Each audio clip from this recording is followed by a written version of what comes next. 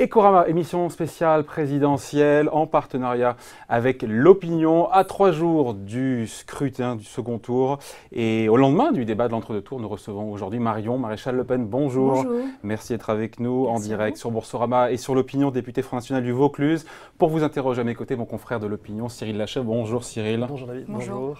Alors, ce débat, évidemment, vous faites partie des 16 millions de Français et Françaises qui l'ont regardé. Dans les commentaires qui sont ressortis, tendu, brutal, désordonné, manquant de hauteur.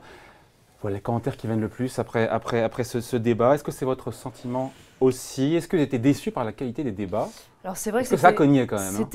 C'était un débat vif, c'est vrai, un peu brouillon parfois à certains égards, parce que les candidats parlaient un peu les uns en même temps que les autres. Ça a, je pense, quand même contribué à clarifier un certain nombre de choses. Alors je regrette malgré tout qu'on n'ait pas du tout parlé d'immigration, parce que je crois que c'est un sujet fondamental sur lequel nous avons deux visions de la société radicalement différentes, avec d'un côté Marine Le Pen qui souhaite réguler, réduire cette immigration, et M. Macron qui ne souhaite rien changer.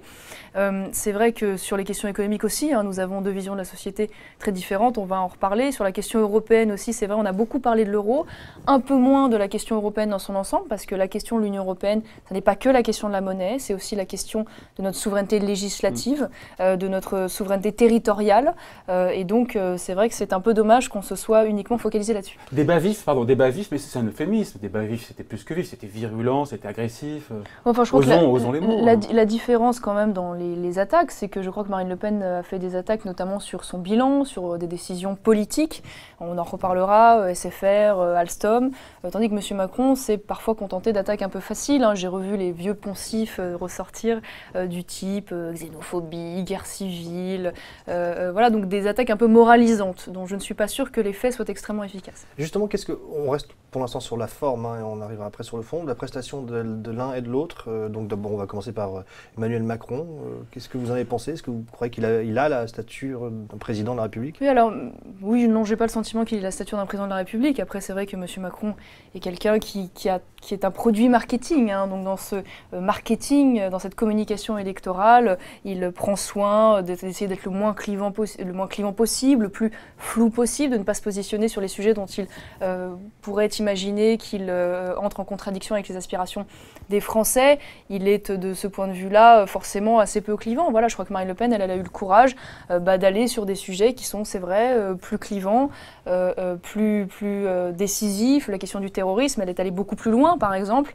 Or, on sait que c'est des sujets sur lesquels M. Macron est très en réserve. Marine Le Pen, c'était une première aussi pour elle, un débat d'entre-deux tours. Elle vous a surpris. Qu'est-ce que vous avez trouvé en elle de bien et de mal? Moi, j'ai trouvé qu'elle avait été efficace. Voilà, je vous dis, à part le regret des sujets qui n'ont pas été abordés, mais sur tous les principaux sujets, elle a pu aller, j'en suis convaincue, au fond des choses. Elle a mis beaucoup de mesures en avant, elle a tenté de le faire, tout en essayant de rappeler, et c'est là l'exercice d'équilibre qui est parfois un peu compliqué, que M. Macron arrivait avec un certain nombre de propositions qu'il ne s'était pas évertué à mettre en œuvre lorsqu'il était aux affaires. Je crois que l'enjeu, et qui est réussi dans ce débat, c'était aussi de rappeler que M. Macron ne sort pas de nulle part, qu'il est l'héritier de François Hollande, l'un de ses ministres, qu'il a autour de lui énormément de soutien qui émane de cette majorité socialiste, de ce gouvernement socialiste, et donc il est toujours illégitime de venir aujourd'hui donner des leçons ou apporter des réponses qu'ils n'ont pas été capables de mettre en œuvre hier. Sur la stratégie hier de Marine Le Pen, on a compris, on l'a tous vu et vous aussi, elle cherchait, elle titillait. Parfois, certains ont dit avec virulence, agressivité, parfois des ricanements. Vous avez vu les ricanements? Alors, il y en a eu plusieurs. Est-ce que c'est la bonne stratégie, selon vous, ou parce qu'elle est challenger, elle n'avait pas le choix, il fallait aller le pilonner pour tenter de l'affaiblir? Je crois que la stratégie C'était la bonne stratégie. La stratégie qui est nécessaire, qui je pense a essayé de faire Marine Le Pen hier, c'est de forcer M. Macron à se positionner sur un certain nombre de sujets. Parce que ce que je constate, et moi pour avoir débattu souvent avec des porte-paroles de M. Macron, c'est qu'ils entretiennent à dessein, on en parlait à l'instant, le flou sur un certain nombre de propositions. Je vous le dis clairement, que ce soit sur la politique pénale par exemple, qui a été malheureusement aussi peu abordée hier. On ne sait pas ce que pense M. Macron par exemple de la présomption de légitime défense des policiers, de la remise automatique de la fin de la remise automatique de peine, des peines planchées, voilà, de la double peine. C'est des sujets sur lesquels il ne se prononce pas. Donc ce qui était intéressant, c'est que hier, Marine Le Pen l'a forcé à se positionner sur l'UOIF une fois de plus. D'ailleurs, je tiens à préciser, il n'a pas, une fois de plus, hier, rejeté l'UOIF, il n'a pas annoncé la dissolution de cela. C'est toujours voilà, entre deux eaux et c'est assez révélateur de son caractère ambivalent. Mais les attaques ad hominem, encore une fois, est-ce que c'est digne, encore une fois, est-ce que ça n'a pas pu lui nuire, entre guillemets, à sa crédibilité, à sa présidentiabilité, à Marine Le Pen? Monsieur Macron n'était pas en reste. Enfin, je veux dire, il a commencé le débat en parlant une fois de plus d'héritiers, de les Le Pen depuis des décennies, qu'on aura encore. Bon, je ne crois pas que ce soit très constructif non plus. D'après l'Institut ELAB, donc le plus convaincant hier soir a été Emmanuel Macron avec 63% de convaincus. Plus Vous en faites partie des convaincus, les 63% de convaincus? Non, je ne fais pas partie je fais partie des résistants à Monsieur Macron. Et justement, plus inquiétant pour Marine Le Pen, les électeurs de Jean-Luc Mélenchon étaient 63% à trouver Emmanuel Macron plus convaincant et 58% de ceux de Fillon aussi. Est-ce que, en fait, vous pensez que ce débat peut changer les choses? Les débats présidentiels, de manière générale, n'ont jamais bougé massivement les lignes. Ça, c'est une certitude. Donc, je ne crois pas qu'il y ait eu un avant et un après débat. Donc, pour vous, c'est perdu? Non, je crois que non. Je n'ai jamais dit ça. Vous savez qu'on n'a que 2 points d'écart avec M. Macron. 2 points? On n'a que 2 points d'écart au premier tour avec M. Macron. Au premier tour. C'est peu.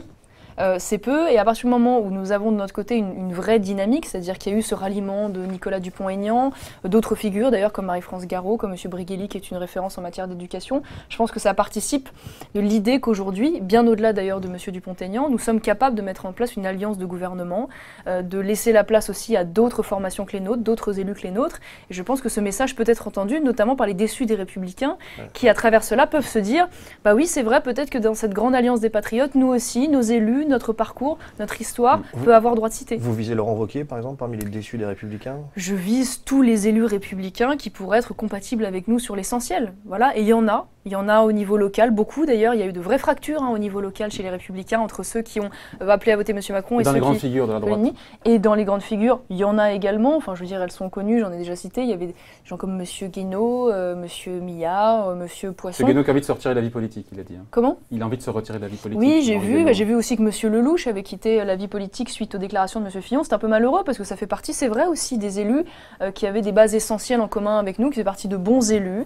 Mais bon, voilà, il y a une autre génération qui arrive derrière. Je suis sûre qu'elle sera moins dogmatique que ses aînés. Ce matin, Emmanuel Macron a été sur France Inter. Il a dit oui, il faut débattre avec le Front National, même si on se salit un peu. Une réaction? Moi, je trouve ça indécent, mais M. Macron n'est pas en reste. Il avait dit de Marine Le Pen qu'elle avait une part d'humanité, laissant entendre que le reste était donc relevé de la bestialité. Il parle de nous, de nos électeurs, comme des espèces de rats dans les villes, en parlant, en disant oui, on les voit dans les campagnes. C'est bon, c'est une drôle de façon d'aborder cela. Je crois que la démocratie ne s'allie pas. Il va falloir que ces gens le comprennent. La démocratie, au contraire, elle élève, mais M. Macron se fait manifestement une bien piètre idée de la démocratie, lui qui, dans son projet, ne parle pas une seule fois du référendum parce qu'il ne compte pas y recourir, il compte même aller plus loin, il compte même présider, gouverner par ordonnance, c'est-à-dire en contournant... Sur la loi travail, sur la loi travail uniquement. Oui, mais ce qui est assez révélateur, c'est-à-dire contourner la représentation des Français en décidant lui-même seul eh bien, de ces réformes. Ça n'est pas notre conception de la démocratie. Alors vous aimez l'économie, je le sais, Marie-Maréchal Le Pen, ça tombe bien nous aussi sur Ecorama. Il y a eu pas mal de boulettes hier d'approximations économiques, notamment du côté de Marine Le Pen. On vous pose la question, sur la question de la contribution de la France au budget de l'Union européenne. Oui. Marine Le Pen nous dit 9 milliards, mais Macron 6 milliards. Oui, nous maintenons 9 milliards. Ben, on a vérifié. Chiffre du Parlement européen, de la Commission européenne, 6,1 milliards. Écoutez, on n'a pas les mêmes calculs, puisqu'en fait, en fonction de ce qu'ils mettent dedans... Les droits de douane, en incluant les droits de douane. En fonction de ce qu'ils mettent dedans... En incluant 1,6 milliard. Oui, mais alors en l'occurrence, dans ce cas-là, c'est assez amusant, puisque la plupart des candidats qui sont eurosceptiques dans cette campagne ont fait exactement les mêmes analyses que nous en recoupant. C'était le cas de M. Asselineau, c'était le cas aussi d'un certain nombre de candidats comme M. Jean-Luc Mélenchon. Donc c'est manifestement, les sources ne sont pas tout à fait les mêmes. En tout cas, source Commission européenne, source Parlement européen. En tout cas, ce qui est vrai, mais le sujet est intéressant, puisque vous êtes en train de révéler là, et c'est une certitude avérée, que la France est contributeur net, c'est-à-dire que chaque année, elle verse un certain nombre de milliards et elle n'en récupère pas l'intégralité à travers toutes les politiques européennes. Alors c'est déjà une ressource considérable d'économie que nous souhaitons mettre en œuvre au profit exclusif des Français. Alors sur autre approximation, sur la retraite, Marine Le Pen a dit que François Fillon envisageait lui aussi la retraite par points. Est-ce que c'est vrai ou c'est faux ? Je ne sais pas si M. Fillon envisage... C'est faux, on a regardé, il n'est pas favorable du tout, il n'est pas favorable à la retraite par points. En tout cas, en ce qui concerne M. Macron, c'est un système plus ou moins équivalent qu'il souhaite mettre en œuvre, ça c'est une certitude, révélant par ailleurs, pour voir ce qui se passe un peu à l'étranger, puisque la valeur du point dépend de... La conjoncture économique. Voilà, exactement, c'est-à-dire de l'intégralité en fait, des recettes qui vont être générées. Ça veut dire que s'il y a un décrochage économique ou une baisse démographique, il faut travailler plus longtemps. La valeur du point baisse, donc les pensions potentiellement peuvent baisser et il faut travailler plus longtemps. Donc pourquoi pas, c'est sa vision des choses, mais il faut dans ce cas-là le dire clairement aux Français, je pense. Alors, autre boulette en économie, de 1993 à 2002, toutes les grandes entreprises françaises pouvaient payer en euros. Alors, je laisse l'expert répondre, c'est faux. Alors en fait, il y avait l'écu qui existait. Moi je veux bien vous en parler si vous voulez. Justement, ça nous permettra de clarifier un peu la position, votre position sur ce sujet-là, mais effectivement... Non, l'euro ne circulait pas avant 99. Alors, je vais vous dire exactement ce qu'il en est. L'euro ne circulait pas avant 99 pour être sérieux. Je vais vous dire exactement ce qu'il en est. C'est ce qui a été dit là, par rapport à ce qu'elle a dit. Oui, mais je vais vous clarifier les choses, puisque je crois que Marine Le Pen a voulu dire quelque chose de précis qui a peut-être été mal compris. Nous souhaitons mettre en œuvre donc cette fameuse monnaie commune. C'est vrai, il y a deux choses. Il y a la monnaie, d'une part, de paiement, qui est la monnaie matérielle, qui sera donc avec nous demain. L'écu n'était pas à l'époque une monnaie de paiement. Alors, oui, bien sûr, mais je suis en train de vous expliquer ce qu'on veut faire. Donc, il y a deux choses. Il y a la monnaie de paiement, la monnaie matérielle qui circulera auprès des Français, qui sera ce nouveau franc. Et il y aura donc cette fameuse monnaie commune, qui est une monnaie de compte. Vous avez raison de le dire, qui est en fait une unité de mesure qui a existé de façon temporaire au sein de l'Union européenne, qui permettait d'éviter les fluctuations trop importantes entre les monnaies, avec ce fameux tunnel, et qui a explosé en vol. Parce que personne ne respectait, c'était compliqué de respecter les bornes de fluctuation, les monnaies étaient attaquées. Ce qui est vrai, c'est que l'intérêt de cela, parce que ça d'ailleurs, c'était pas une fin en soi, c'était censé être temporaire en vue de la mise en place de l'euro, mais la chose était intéressante, c'est-à-dire que si jamais écart trop important il y avait, les banques centrales pouvaient intervenir. Et l'autre chose intéressante, c'est qu'en effet, et c'est ce qu'a voulu dire Marine Le Pen, les entreprises pouvaient, si elles le souhaitaient, étalonner leurs créances ou leurs échanges sur cette monnaie pour se prémunir. C'est pas les transactions. Non, bien sûr, pas de transactions. On a pu comprendre se prémunir. Voilà, mais elle a dit pouvait payer en euros. On a tous le même. Elle a dit pouvait payer en euros. Eh bien, écoutez, moi j'ai pas entendu ça, mais en tout cas c'est ce qui existait à l'époque et c'était le cas de l'écu. C'était ça, c'est qu'on pouvait étalonner ses créances ou ses échanges pour se prémunir des écarts trop importants. C'est ce que nous souhaitons remettre en œuvre. Et alors justement, ça nous amène à un autre sujet. Pour faire ça, il faut donc recréer un écu. Ça veut dire qu'il faut que les autres pays membres acceptent de revenir à leur propre monnaie nationale. À l'unanimité, je vais vous parler de mettre d'accord tout le monde, on se dit que ça n'arrivera pas. Je vais vous dire une chose. La grande différence aussi entre M. Macron et nous, c'est que M. Macron raisonne à périmètre constant dans cette Union européenne. Ça veut dire que lui, il ne veut pas remettre en cause la libre circulation des biens, des hommes et des capitaux. Il ne souhaite pas revoir le fonctionnement économique de cette zone euro qui ne nous protège pas de la concurrence déloyale, parce qu'il n'y a même pas de protectionnisme européen ou très à la marge. Et donc, d'ailleurs, il ment aux Français, puisqu'il parle de grands plans d'investissement, notamment d'un grand plan Marshall de 5 milliards d'euros, si je ne m'abuse, à l'égard des agriculteurs, oubliant de dire que l'Union européenne contraint énormément les aides directes. Ça veut dire que, par exemple, une exploitation... Vous nous emmenez où, là? Non, mais je vais vous répondre parce que c'est les grandes visions de l'Europe qui s'opposent. Et je vais revenir d'ailleurs sur les modalités de la sortie de cette Union européenne.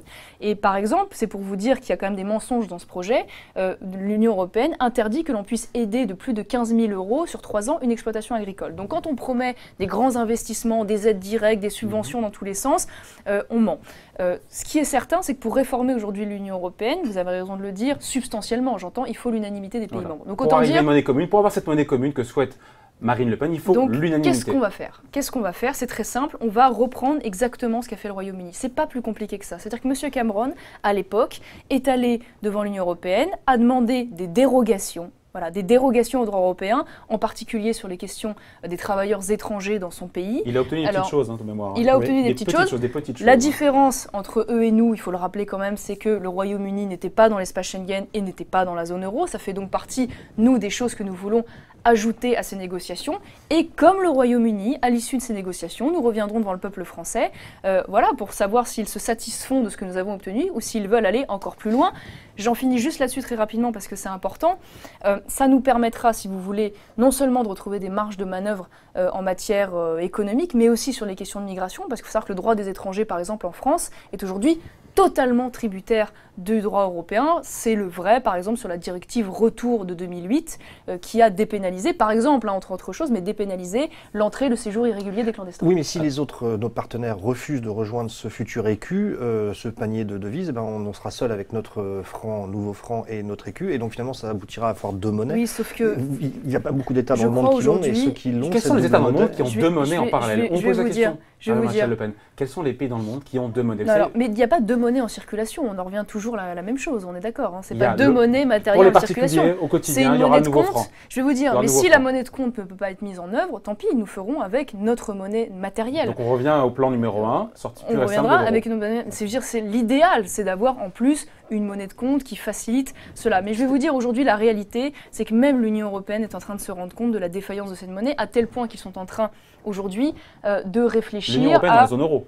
Oui, la zone euro, bien sûr. La zone euro est en train de réfléchir à faire un euro du Sud et un euro du Nord. Vous voyez bien qu'on arrive au bout du processus. Mais quelle est l'option? C'est ça qu'il faut dire aux Français. C'est quoi l'option de cette monnaie défaillante? Soit on récupère notre monnaie nationale, à terme, en prenant le soin des négociations, et en rappelant, et on va y revenir, que ça n'est pas un préalable à toute politique économique, et on en reparlera. C'est dans l'accord avec Nicolas Dupont-Aignan. Exactement, mais c'était d'ailleurs déjà chez nous. Pardon, on a Florent Philippot qui dit dans un an, on achètera notre baguette de pain en France. Je vais vous répondre tout de suite. Pardon, mais c'est peut-être cohérent avec ce que vous dites là. Je vais vous dire, moi, un an, ça me paraît peu probable. Mais enfin, je vais vous dire franchement, dans l'accord avec Nicolas Dupont-Aignan, c'est très clair. La sortie monnaie de l'euro n'est pas un préalable à toute réforme économique. Et en parallèle, nous allons évidemment mener des négociations qui prendront un certain temps, c'est vrai, et nous prendrons le temps de le faire. Vous avez parlé d'années, Marine Le Pen n'est pas contente, elle a dit non, elle n'a pas bien compris Marie-Michèle Le Pen. Laissez-moi aller au bout de mon raisonnement parce que c'est extrêmement technique et je pense que c'est important. Mais c'est quoi l'option de M. Macron pour pallier aux défaillances de la monnaie unique? La seule option qu'il nous propose, qui est d'ailleurs le projet de l'Union européenne à terme et de la zone euro, c'est un budget commun européen. C'est-à-dire concrètement un ministre du budget européen qui demain définira en lieu et place des Français les recettes et les dépenses de notre pays. Enfin, je veux dire, c'est pour coordonner les politiques économiques. Non mais d'accord, mais enfin c'est quand même un abandon de souveraineté majeure. Ça veut dire qu'aujourd'hui la France ne décide plus globalement de sa politique commerciale extérieure. Elle ne décide plus d'un certain nombre de lois, par exemple sur la question du droit des étrangers. Elle doit valider son budget, mais demain, elle ne pourra même plus définir quelles seront ses recettes et ses dépenses. Mais enfin, que restera-t-il de notre pays? Voilà, que restera-t-il du pouvoir souverain? Donc il faut que les Français aient bien compris les deux enjeux qu'il y a dans cette élection sur ce sujet. Une question donc sur cette monnaie, future monnaie, alors pour le coup, qui servira tous les jours, ce nouveau franc dans les transactions communes, elle pourra être dévaluée, elle pourra baisser. Si elle est attaquée, c'est un renchérissement du prix des importations et notre fameuse baguette de pain, quelle que soit la date à laquelle on la paiera en francs, risque de coûter beaucoup plus cher. Je vais vous répondre là-dessus. Alors déjà, peut-être briser un certain nombre d'inquiétudes, parce que le but, je vous l'ai dit à l'instant, c'est sortir dans les meilleures conditions possibles. Déjà, donc déjà, ça veut dire de grandes réformes économiques au niveau national, mais je pense qu'on va en parler juste après, donc je ne vais pas m'attarder là-dessus. La deuxième chose, c'est qu'il faut, à mon avis, ne pas tomber non plus dans les espèces de réflexes pavloviens en matière économique. Vous connaissez probablement ce sujet d'ailleurs beaucoup mieux que moi, mais pour m'être un peu penché sur le sujet, le taux d'intérêt, par exemple, ne dépend pas exclusivement de la monnaie. Vous l'avez constaté, sur ces 15 dernières années, les taux d'intérêt mondiaux ont baissé partout.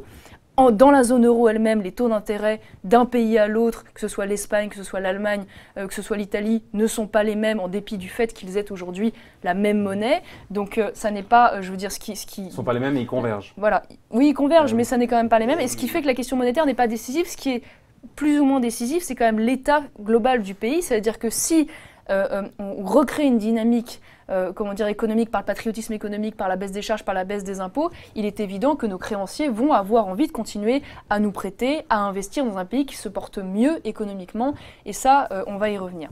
Sur la question des importations, oui, là, aujourd'hui, alors, il n'y aura pas d'évaluation de 15 ou 30% comme j'ai pu l'entendre. Personne ne sait, ni vous, ni moi ne savons. Le FMI, c'est très simple, le Fonds monétaire international dit qu'aujourd'hui... Les vilains libéraux du FMI. Voilà, le FMI, c'est quand même censé être une référence en matière économique, la vôtre en tout cas, dit que l'euro français est surévalué de 6%.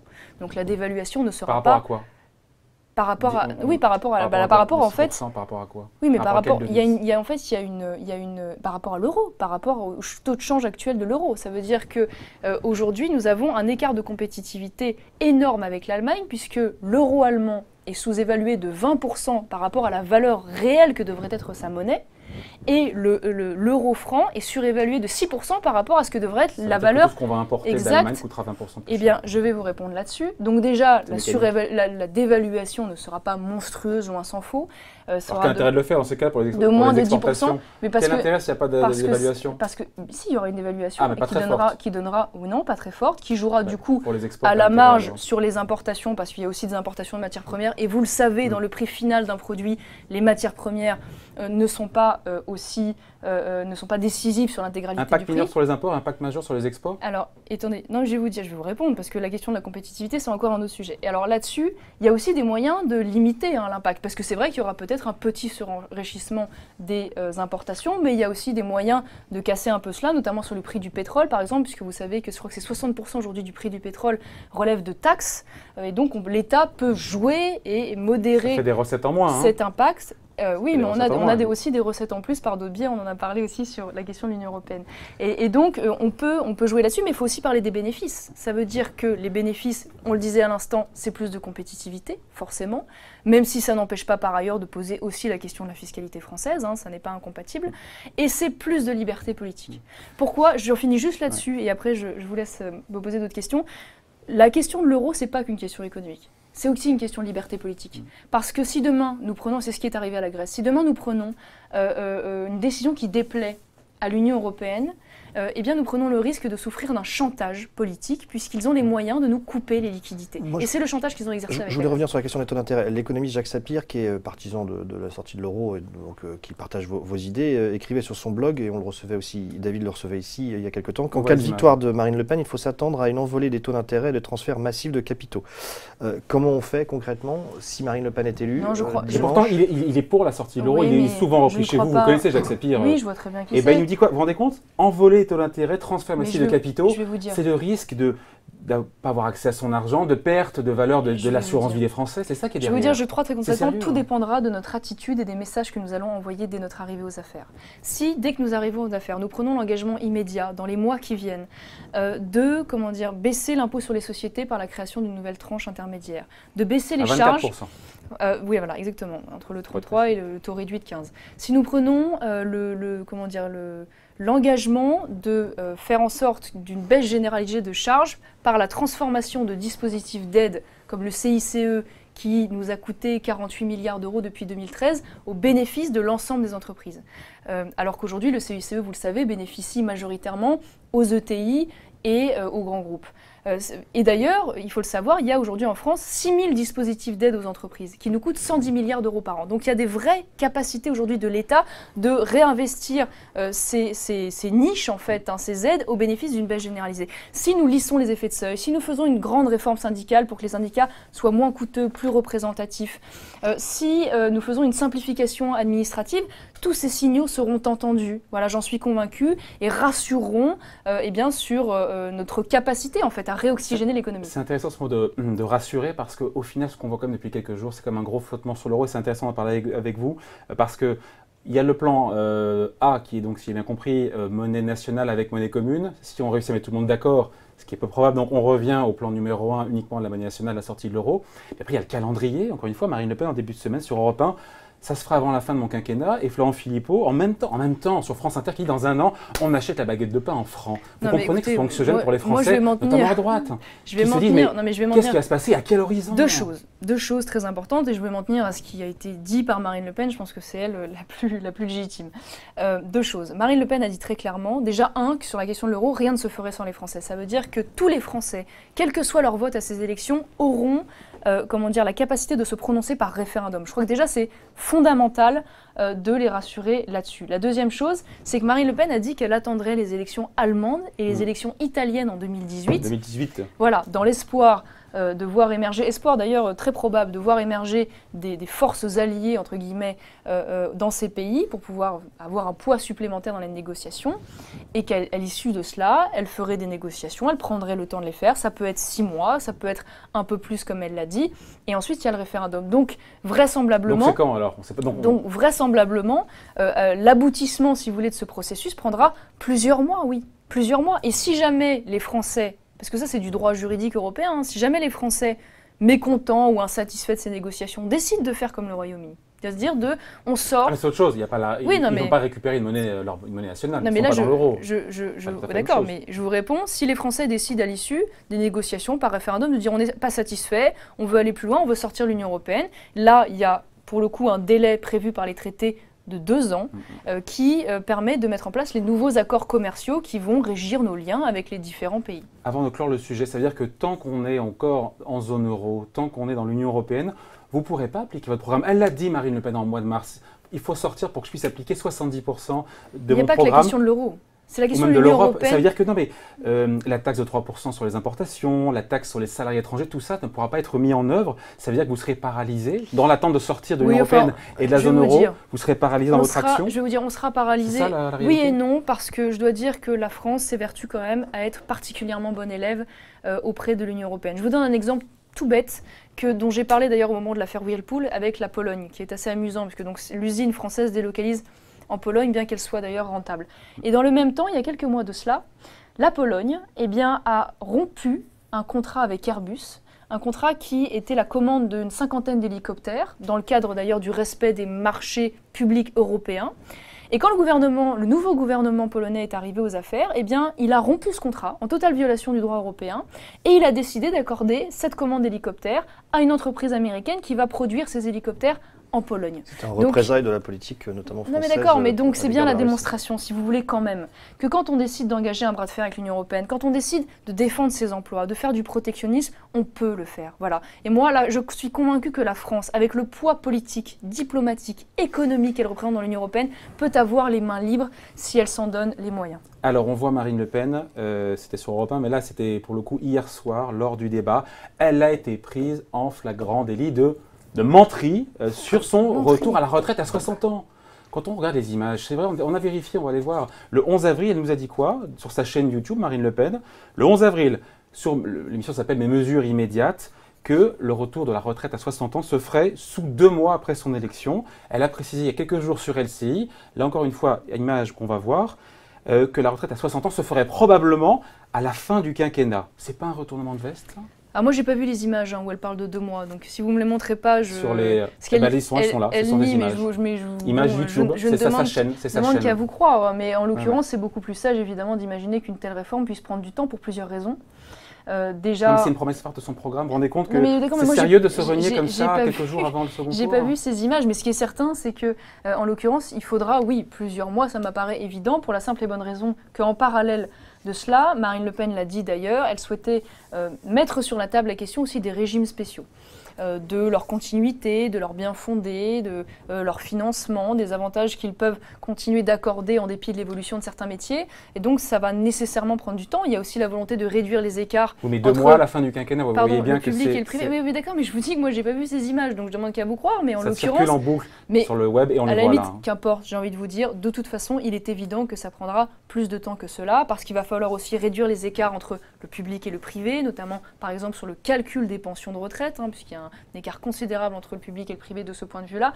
Donc ça va être des négociations longues, mais ce sont des négociations nécessaires. Je tiens à dire quand même, parce que j'ai entendu aussi des choses un peu inexactes là-dessus, que les 40 annuités pleines à 60 ans vont entraîner la plupart des départs entre 63, 65, peut-être même un peu plus. Parce qu'aujourd'hui, entre les périodes de chômage de longue durée et l'entrée tardive sur le marché du travail, la plupart des gens, en réalité, avec cette mesure, ne partiront pas avant 63, 65, pour avoir une retraite à taux plein.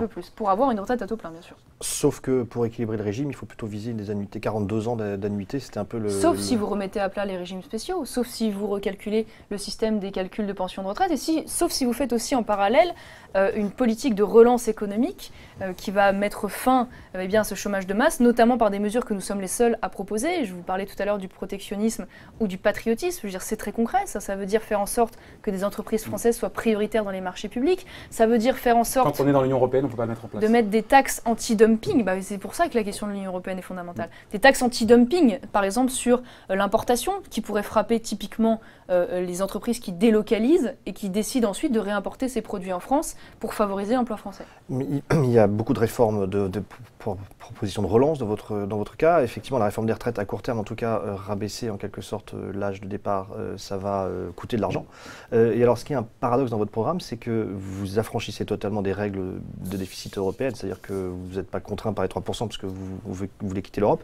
Et en même temps, vous affichez une prévision de 1,3% de déficit public en 2022. Oui, parce qu'en fait, toutes nos mesures sont financées et il n'y a pas de déséquilibre, si vous voulez, entre les dépenses. C'est vrai, vous avez raison, par exemple... C'est une forme d'incohérence, c'est ça, on voulait pointer l'incohérence de se dire on veut s'affranchir du diktat de Bruxelles 3%, non, mais dans le projet de budget, on est à 1% de déficit. Parce que contrairement à ce qu'on peut penser, nous sommes des gens responsables et donc notre objectif n'est évidemment pas d'aggraver le déficit public, ça paraît tout à fait judicieux. Et d'ailleurs, à toute petite échelle, dans nos mairies, nous avons fait des efforts considérables de réduction de la dette et des impôts, parfois même à plusieurs reprises. Donc c'est bien la démonstration que nous avons ce souci-là, mais nous avons, nous, des marges d'économie, en effet, qui ne sont pas celles de nos adversaires. Il y a la simplification territoriale, par exemple, avec la suppression des intercommunalités et des régions.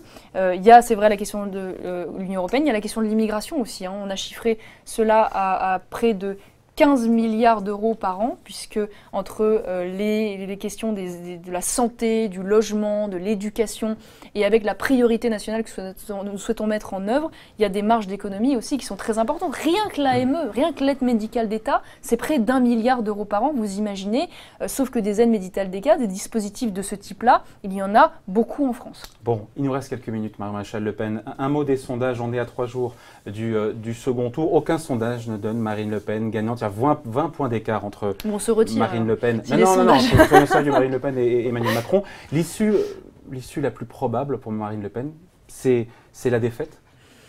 Écoutez, nous, c'est pas la façon dont on raisonne, mais enfin, dans tous les cas, je veux dire, ce qui a déjà été fait est historique. À bien des égards, je veux dire que nous ayons laminé et fait disparaître les deux grands partis de ce second tour et le fait que nous puissions aujourd'hui être particulièrement bien placés pour obtenir une majorité à l'Assemblée nationale, peut-être dans le cadre d'une cohabitation, ou en tout cas un groupe extrêmement important comme première opposition. Oui, mais je pense que vous savez ce qui va se passer, c'est que les Français vont se rendre compte qu'en fait, M. Macron n'est pas le renouvellement de la vie politique, mais que tous les candidats... Pour vous, il a gagné. Non, mais je ne sais pas du tout ce que je suis en train de vous dire. Je suis en train de vous dire que c'est pas du tout. Moi, je pense que... Vous êtes convaincu que Marine Le Pen peut encore gagner, alors que tous les sondages montrent qu'elle a 20 points de retard? Non, moi, je gagner. pense qu'on peut encore gagner, ça c'est sûr, surtout après ce qui s'est passé, c'est-à-dire le ralliement de Nicolas Dupont-Aignan. Ce que je crois aussi, c'est que quand les Français vont se rendre compte des investitures d'En Marche, qui sont soi-disant des investitures de la société civile, et qui en fait seront le recyclage des élus socialistes du coin qui vont se renier, voire même de l'extrême gauche, des grandes figures qui le soutiennent aujourd'hui comme Royal, Valls, Borloo, Bayrou, je pense qu'ils vont le déchanter et qu'ils, dans tous les cas, ne donneront pas de majorité à M. Macron. Faire plus de 40% au second tour pour Marine Le Pen, c'est déjà une victoire? Ce serait déjà en effet une énorme victoire qui nous positionnera à l'avenir comme la seule véritable opposition crédible face à ce parti socialiste lutant. C'est pas la victoire, c'est ça? C'est d'être le principal parti d'opposition? J'ai envie de vous dire que c'est l'objectif minimum. L'objectif, c'est la victoire. Et à défaut, c'est vrai que 40% nous positionnerait particulièrement bien pour être l'opposition ou peut-être même la majorité dans cette Assemblée. Une dernière question sur cet entre-deux tours quand même extrêmement nouveau d'une certaine manière, violent parfois. Votre principal enseignement, qu'est-ce qu'on a appris dans cet entre-deux tours? Je ne parle pas de la stratégie particulière du FN ou votre ralliement, c'est qu'est-ce qui a changé dans la vie politique française depuis une dizaine de jours? Déjà qu'aujourd'hui le Front National est, j'en suis convaincue, un parti qui dans l'esprit des Français est perçu comme un parti comme les autres. On le voit bien, nous n'avons pas eu de réaction équivalente à celle que nous avons pu connaître il y a 15 ans de cela, mais même la population. Enfin, je veux dire, il est vrai qu'à l'époque, les manifestations avaient été largement orchestrées par les syndicats, les professeurs qui envoyaient les élèves dans la rue, mais enfin, ça n'a pas pris du tout. En tout cas, c'est déjà une première chose. Je crois que c'est déjà une évolution majeure, si vous voulez. Le fait qu'aujourd'hui, c'est vrai, beaucoup d'élus républicains rechignent à spontanément aller voter pour M. Macron, que d'autres d'ailleurs appellent à voter pour nous, c'est déjà un changement majeur qui, j'en suis convaincue, amorce une recomposition de la vie politique française. Et aujourd'hui, nous sommes incontournables dans le jeu politique. Et donc, ils ne pourront pas faire sans nous d'une manière ou d'une autre. Et cela va, à mon avis, préjuger de beaucoup de changements dans les mois et les années à venir.